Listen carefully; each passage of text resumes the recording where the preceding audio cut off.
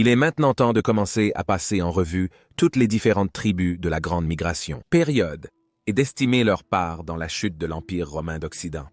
Nous savons que de nombreuses tribus germaniques ont joué un rôle dans la chute de l'Occident. L'Empire romain et les Vandales étaient probablement les plus féroces, les plus impitoyables, et aussi les Donauwörth plus rusés de tous. Cette tribu germanique jouerait un rôle crucial dans la chute de l'Empire romain d'Occident en conquérant sa province la plus prospère et en réussissant à s'établir comme le dirigeant en Afrique du Nord. Mais comment diable les Vandales ont-ils pu accomplir de tels exploits? Eh bien, amis de l'histoire romaine tardive, découvrons-le. Les Vandales étaient un peuple germanique qui s'est installé entre la basse Oder et la Vistula, dans une région appelée Silésie. Cette zone est située au sud de la Pologne moderne. Ils vivaient en Silésie avec la tribu des Luigi, qui étaient des proches parents, qui ont été plus tard complètement assimilés à la culture vandale. L'origine exacte des Vandales n'est toujours pas entièrement prouvée, et est donc parfois débattue, mais on pense qu'ils ont migré en Silésie depuis la Scandinavie au IIe siècle, avant JC. Après y être arrivés en plusieurs vagues de migration de 400 à 120 avant JC, ils ont continué à vivre dans cette région pendant des centaines d'années, jusqu'à ce qu'ils soient poussés en Pannonie, peut-être par les Gothiques pendant la crise du IIIe siècle, jouant également un rôle crucial dans ces tumultes. Époque où l'Empire romain a failli tomber. Ensemble avec les Sarmates, ils ont fait des raids profonds sur le territoire de la Pannonie, mais pendant ces jours-là, l'Empire romain était dirigé par des empereurs capables, et donc l'empereur Probus les a vaincus ainsi que les Burgondes en 278 après Jésus-Christ de manière décisive. Beaucoup ont été faits fédérati de l'Empire, certains envoyés en Grande-Bretagne, défense des frontières nord-ouest de l'Imperium Romanum. Environ 50 ans plus tard, l'empereur Constantin a accordé aux Vandales des terres pour s'installer au nord-est de la province de Pannonie, de l'autre côté du fleuve Danube, où ils étaient satisfaits pendant 60 ans. Mais alors les Huns sont arrivés, fin du IVe siècle après Jésus-Christ. Une série d'événements a été initiée par l'expansion à l'ouest des Huns, une tribu agressive, qui vivait initialement dans les steppes asiatiques autour de la mer Caspienne. Cette expansion vers l'ouest des Huns a déclenché les grandes migrations où de nombreux germaniques tribus ont fui vers l'ouest et le sud face à ces hordes agressives. Nous savons qu'en 401 et 402 après Jésus-Christ déjà, les Vandales ont traversé la province de Raetia, où ils ont attaqué certaines villes. Mais à cette époque, l'Empire romain d'Occident était encore fort, et c'est une ironie de l'histoire que le plus grand défenseur de Rome en ces jours était lui-même à moitié vandale, à savoir le légendaire Flavio Stilicho. En entendant la nouvelle que les Vandales pillaient des parties de la Rhétie, Stilicho a marché du nord de l'Italie vers la Rhétie et a combattu contre eux. Mais immédiatement, les Wisigoths sous Alaric ont senti que l'Italie était maintenant sans défense, et donc Alaric a envahi l'Italie en 402, forçant Stilicho à retourner en Italie pour sa défense. Maintenant, les Vandales s'avèrent probablement été repoussés par Stilicho de Rhétia. Mais en représailles, ils se sont unis avec les Gothiques, les Alains et les Suèves, sous la direction du redouté roi des tribus gothiques, Radagaisus. Mais Stilicho a recruté tous les combattants qu'il pouvait, même en enrôlant des esclaves et des gladiateurs dans l'armée romaine occidentale. Et incroyablement, il a réussi à vaincre Radagaisus en 405. En 406, Radagaisus envahit l'Italie une deuxième fois où il fut alors totalement vaincu et exécuté par Stilicho. 12 000 de ces guerriers ont été enrôlés dans l'armée occidentale, parmi eux probablement beaucoup de Vandales.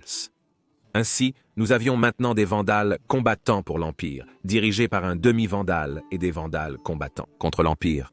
Nous voyons donc à quel point la situation était incroyablement chaotique à ce jour-là. Mais beaucoup de Vandales ont réussi à s'échapper par les Alpes après avoir été vaincus par Stilicho, probablement en semant le chaos dans la province de Raetia désormais sans défense. À un moment donné fin, 406, les Vandales avec les Alains et les Suèves ont marché vers l'ouest, vers le Rhin.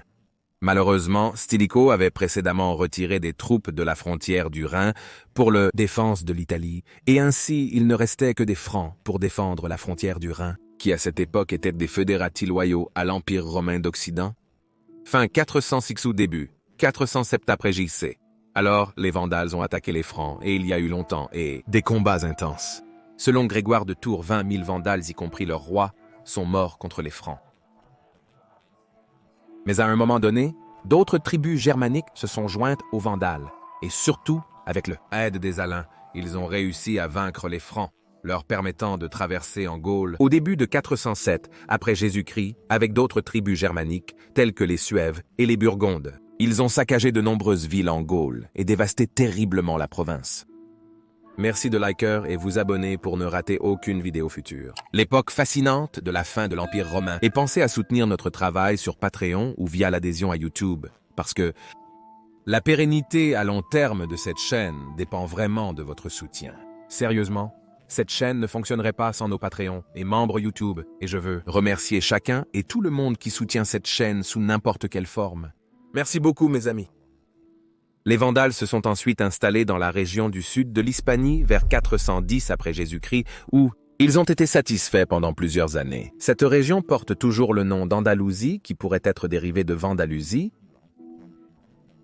terre des Vandales.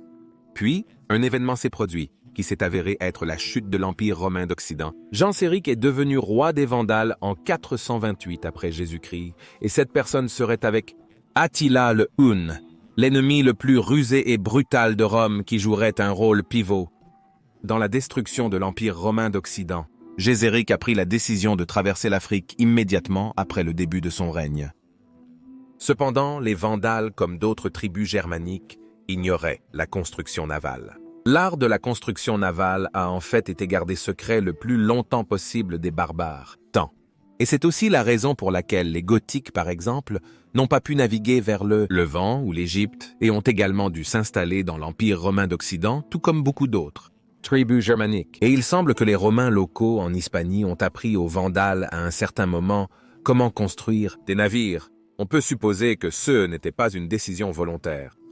En fait, les Vandales ont très probablement terrorisé de nombreuses villes romaines et les habitants romains de ces villes voulaient très probablement juste que ces barbares impitoyables disparaissent. Ce sont donc les Hispano-Romains eux-mêmes qui ont appris aux Vandales comment construire des navires afin qu'ils puissent ensuite traverser le détroit de Gibraltar pour aller en Afrique en 429.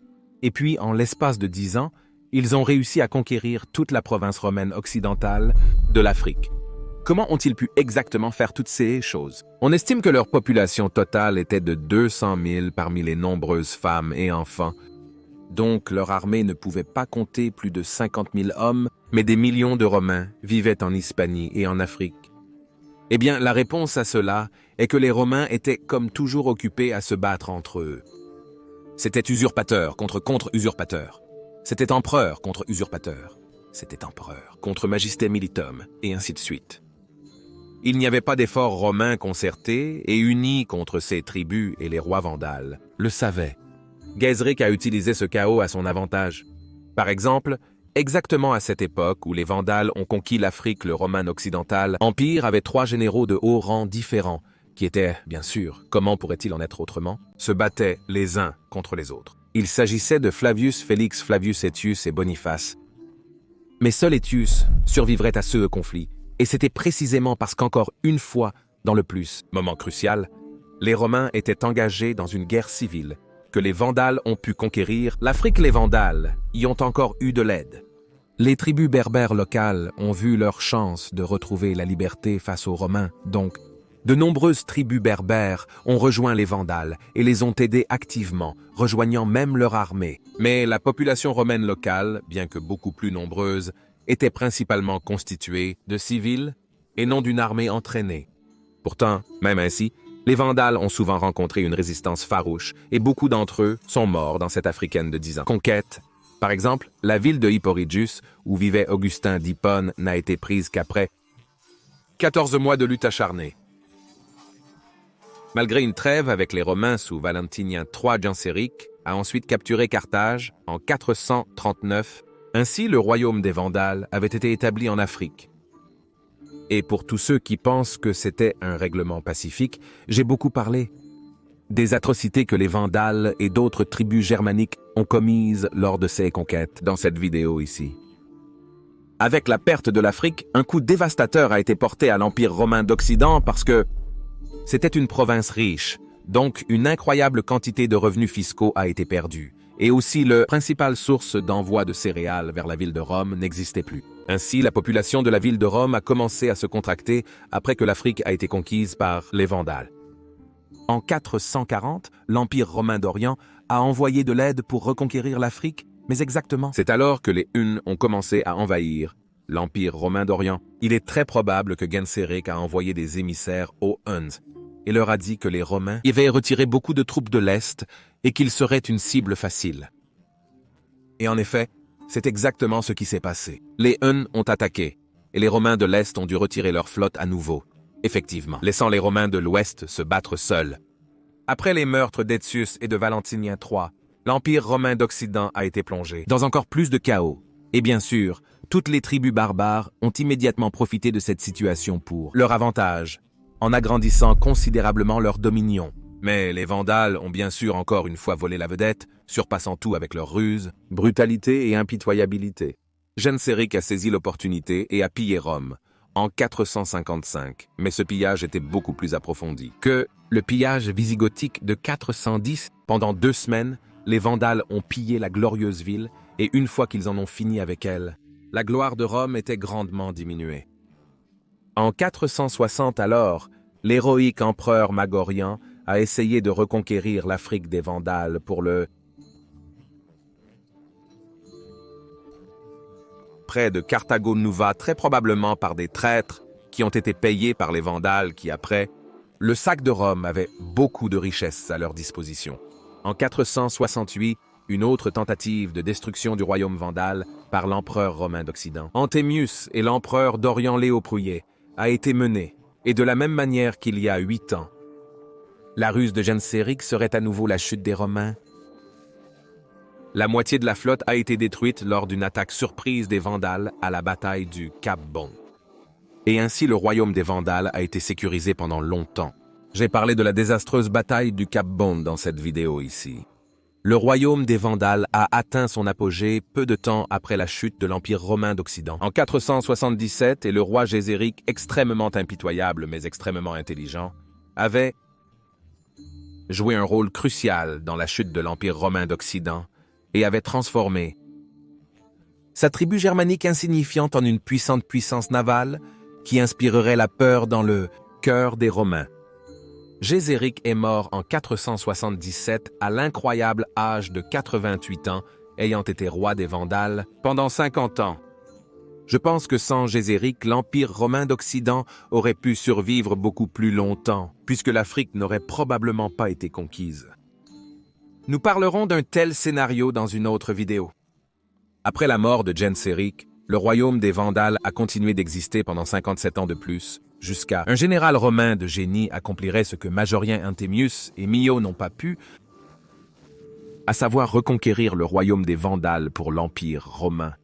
Et en seulement 1 an, avec une force assez petite de seulement 17 000 hommes, Bélisaire a vaincu les Vandales, et ainsi, après environ 100 ans, le royaume des Vandales n'était plus.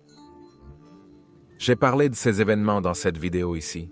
En 534 après Jésus-Christ, alors le royaume vandale a été réincorporé dans l'Empire romain d'Orient comme l'Occident. L'Empire romain d'Occident n'existait plus à cette époque. Les traces des Vandales disparaissent, probablement mélangées avec la population romaine locale.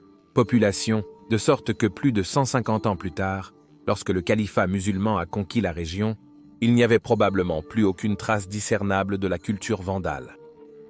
Ils étaient les ennemis les plus féroces de Rome avec les Huns, et aussi rapidement qu'ils sont apparus sur la scène mondiale, aussi rapidement ils ont de nouveau disparu. Mais ils seront toujours rappelés comme certains des ennemis les plus féroces et les plus rusés de Rome, et le mot vandalisme nous rappellera toujours leur nature impitoyable.